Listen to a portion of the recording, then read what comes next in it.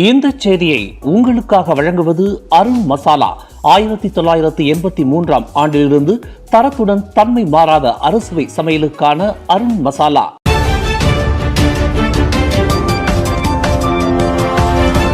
வணக்கம். திசைகளின் ஒரு மணி செய்திகள். ஈஷா தற்கொலை விவகாரம்.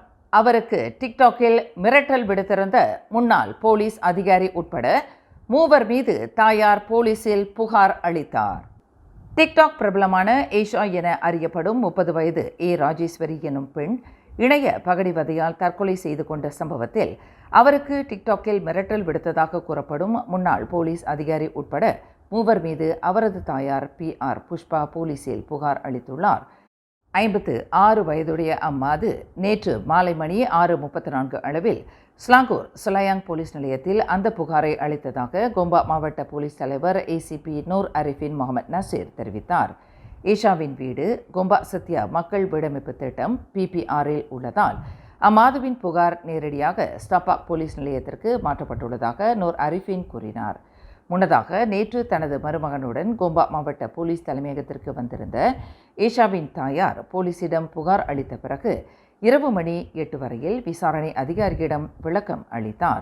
அதன் பின்னர் செய்தியாளர்களிடம் பேசிய PR புஷ்பா தனது மகளை பற்றி டிக்டாக் நேரலையில் அவதூறாக பேசியவர்களின் பல காணொளிகள் ஆதாரங்களாக உள்ளதாக கடந்த 1 வாரமாக சிலர் தம்மிடம் கூறி வருவதாக கூறினார். அவர்களில் முன்னாள் போலீஸ் அதிகாரியான ஒரு பெண் ஈஷா இதற்கு முன்பு போலீசாரால் கைது செய்யப்பட்டிருந்த விவகாரத்தை எழுப்பியிருந்ததாகவும் புஷ்பா குறிப்பிட்டார். தனக்கு எதிராக இணைய பகடிவதை மேற்கொள்ளப்படுவதாக டாங்வாங்கி போலீஸ் நிலையத்தில் புகார் அளித்திருந்த ஈஷா அதன் மறுநாளே தற்கொலை செய்து கொண்டது நாடு முழுவதும் அதிர்வலையை ஏற்படுத்தியுள்ளது. அவர் அளித்திருந்த புகார் சந்தூல் மாவட்ட போலீஸ் நிலையத்திற்கு மாற்றப்பட்டிருந்த நிலையில் இதுவரையில் 2 கைது செய்யப்பட்டுள்ளனர். கிளாந்தான் நங்கிரி சட்டமன்ற இடைத்தேர்தலில் ஒற்றுமை அரசாங்கத்தின் சார்பில் தேசிய முன்னணி களமிறங்கும் என அறிவிக்கப்பட்டுள்ள நிலையில் அத்தேர்தலை தங்கள் தரப்பு புறக்கணிக்காது என குவாமுசாங் பகத்தான் ஹரப்பான் தலைவர் அஷாருன் உஜி தெரிவித்தார். பகத்தான் ஹரப்பானின் உயர்மட்ட தலைமைத்துவம் எடுத்துள்ள முடிவுக்கு தாங்கள் கட்டுப்படுவதாகவும் அவர் கூறினார். அடுத்த மாதம் 17ஆம் தேதி நடைபெறவிருக்கும் அந்த இடைத்தேர்தலில் பரிகத்தான் நேஷனலிடமிருந்து நகிரி சட்டமன்ற தொகுதியை தேசிய முன்னணி மீண்டும் கைப்பற்றுவதற்கு தங்கள் தரப்பு முழுவீச்சில் தேர்தல் பணிகளை ஆற்றும் எனவும் அஷாருன் உஜி உத்தரவாதம் அளித்தார். தேசிய முன்னணியின் 11 நாடாளுமன்ற உறுப்பினர்கள் ஒற்றுமை அரசாங்கத்திற்கான ஆதரவை மீட்டுக்கொண்ட பிறகு ஆட்சி மாற்றம் நிகழும் என பாஸ் கட்சியைச் சேர்ந்த தான்ஸ்ரீ அன்வார் மூசா கூற்று. அவரது அக்கூற்று நாட்டை நிர்வகிப்பதில் கவனம் செலுத்தி வரும் பிரதமர் டத்துஸ்ரீ அன்வார் இப்ராஹிமிற்கு அழுத்தங்களை வழங்குவதற்கான முயற்சியே தவிர அது ஒருபோதும் சாத்தியமாகாது என மலேசிய தொழில்நுட்ப பல்கலைக்கழகத்தைச் சேர்ந்த அரசியல் ஆய்வாளர் மஸ்லான் அலி தெரிவித்தார். நடப்பில் கட்சி தாவல் தடுப்புச் சட்டம் அமலில் உள்ளதால் என் பிளாக் அடிப்படையில் தேசிய முன்னணி கூட்டாக ஆதரவை மீட்டுக்கொண்டால் மட்டுமே அது சாத்தியமாகும். தற்போதைக்கு அம்னோவும் அதன் தலைவர் டத்துஸ்ரீ அஹமத் ஜயீத் ஹமீடியும் அரசாங்கத்திற்கான ஆதரவை மீட்டுக்கொள்ள எண்ணம் கொண்டிருக்காததை மஸ்லான் அலி சுட்டிக்காட்டினார்.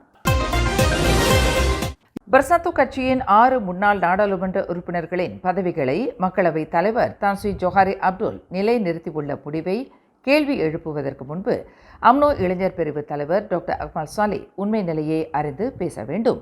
அதை விடுத்து எதிர்க்கட்சியினர் வாசிக்கும் மகிழ்ச்சிக்கு ஏற்ப நடனமாடக்கூடாது என PKR இளைஞர் பிரிவு தலைவர் அடாம் அலி அப்துல் ஹலீம் நினைவுறுத்தினார். சம்பந்தப்பட்ட விவகாரத்தில் ஒற்றுமை அரசாங்கத்தின் தரப்பில் நின்று பேச வேண்டுமே தவிர அரசாங்கத்தை பாதிக்கும் வகையில் அவர் விமர்சிக்கக்கூடாது. கிளாந்தான் நங்கிரி சட்டமன்றம் காலியானதாக அறிவிக்கப்பட்டதற்காக நாடாளுமன்றத்திலும் அந்த 6 நாடாளுமன்ற உறுப்பினர்களின் தொகுதிகளை காலியானதாக அறிவிக்க வேண்டியதில்லை என அடாம் அலி கூறினார். கட்சி தாவலில் ஈடுபடும் மக்கள் பிரதிநிதிகளின் செயலால் மக்கள் அதிருப்தியும் சினமும் கொள்ளும் சூழலை தவிர்க்க கட்சி தாவல் தடுப்புச் சட்டத்தில் உள்ள பலவீனங்கள் களையப்பட வேண்டும் என அம்னோ இளைஞர் பிரிவு தலைவர் டாக்டர் அக்மல் சாலே வலியுறுத்தினார். கட்சி தாவல் நடவடிக்கைகள் நிலைத்தன்மையற்ற அரசியலுக்கு வித்திடுவதோடு நாட்டின் பொருளாதாரத்தையும் பாதிக்கச் செய்யும் என்றார் அவர். இதற்கு முன்பு மக்கள் பிரதிநிதிகளின் கட்சி தாவல் நடவடிக்கைகளால் நாட்டில் பலமுறை பிரதமர்கள் மாற்றப்பட்டுள்ளதால் தாம் அந்நடவடிக்கையுடன் ஒருபோதும் உடன்பட போவதில்லை என கூறிய அக்மால் சம்பந்தப்பட்ட சட்டத்தை மறு ஆய்வு செய்ய தயாராக இருக்கும் பிரதமர் டத்துஸ்ரீ அன்வர் இப்ராஹிமின் நிலைப்பாட்டையும் வரவேற்றார். மோசடி குற்றச்சாட்டு ஒன்றை தொடராமல் இருப்பதற்காக 20,000 வெள்ளி கையூட்டை கோரியது பெற்றது தொடர்பான சந்தேகத்தின் பேரில் அமலாக்க தரப்பின் ஓர் அதிகாரி மற்றும் 2 உறுப்பினர்களை கோலாலம்பூருக்கான மலேசிய ஊழல் தடுப்பு ஆணையம் தடுத்து வைத்துள்ளது. 30 வயது மதிக்கத்தக்க அதிகாரியான ஓர் ஆடவரை நாளை வரையிலும், 20 வயது மதிக்கத்தக்க பெண் உறுப்பினரை இன்று வரையிலும், 30 வயது மதிக்கத்தக்க ஆண் உறுப்பினர் ஒருவரை வருகின்ற 15ஆம் தேதி வரையிலும் தடுப்பு காவலில் வைப்பதற்கு புத்ராஜயா மேஜிஸ்ட்ரேட் நீதிமன்றம் அனுமதி அளித்துள்ளது. மோசடி குற்றத்திற்காக கடந்த 8ஆம் தேதி தடுத்து வைக்கப்பட்டிருந்த தமது மனைவியை விடுவிக்க கோரிக்கை விடுத்திருந்த புகார்தாரரிடம் அம்மூவரும் அத்தொகையை பெற்றுள்ளது தொடக்க கட்ட விசாரணையில் தெரிய வந்துள்ளது. ஜோஹர் பத்துபஹாட் ஜலான் அயர் ஹிதாம் குலுவாங் சாலையில் எதிர்த்தடத்தில் ஆபத்தான முறையில் வாகனத்தை செலுத்திய 46 வயது ஆடவர் கைது செய்யப்பட்டார். இம்மாதம் 6ஆம் தேதி மாலை மணி 5 அளவில் நிகழ்ந்ததாக கூறப்படும் அச்சம்பவம் குறித்த காணொளி சமூக ஊடகங்களில் பரவலானதை அடுத்து அவர் கைது செய்யப்பட்டதாக பத்துபஹாட் போலீஸ் தலைவர் சூப்பரிண்டென்டென்ட் ஷாருல் அன்வார் முஷாடர் அப்துல்லா சனி தெரிவித்தார். அவ்வாடவரின் வாகனம் பறிமுதல் செய்யப்பட்ட வேளை சிறுநீர் பரிசோதனையில் அவர் போதைப்பொருள் உட்கொள்ளாதது உறுதி செய்யப்பட்டுள்ளது. சாலை போக்குவரத்து சட்டத்தின் கீழ் விசாரணை தொடரப்படுவதாக ஷாருல் அன்வார் முஷாடர் கூறினார். கோலாலம்பூர் அனைத்துலக விமான நிலையம் KLIA அருகே உள்ள வளைவில் நிகழ்ந்த விபத்தில் மோட்டார் சைக்கிளிலிருந்து கீழே விழுந்த பெண் கொள்கலன் லாரியின் சக்கரத்தில் சிக்கினார். சுமார் 80 மீட்டர் தூரம் வரையில் இழுத்துச் செல்லப்பட்ட அவர் படுகாயங்களுக்கு இலக்கானார். நேற்று மாலை மணி 3:22 அளவில் பெறப்பட்ட அவசர அழைப்பை அடுத்து நிகழ்விடத்தை வந்தடைந்த தீயணைப்பு மீட்பு படையினர் அப்பெண்ணை உயிருடன் மீட்டனர்.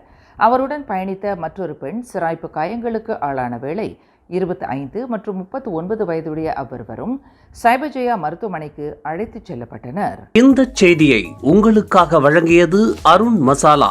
1983ஆம் ஆண்டிலிருந்து தரத்துடன் தன்மை மாறாத அறுசுவை சமையலுக்கு அருண் மசாலா. மேலும் செய்திகளை தெரிந்து கொள்ள கீழே இருக்கும் பெல் பட்டனை அழுத்துங்கள். உங்கள் மகிழ்ச்சியை வெளிப்படுத்த லைக் மற்றும் ஷேர் செய்யுங்கள். தொடர்ந்து திசைகளோடு இணைந்திருக்க சப்ஸ்கிரைப் செய்யுங்கள்.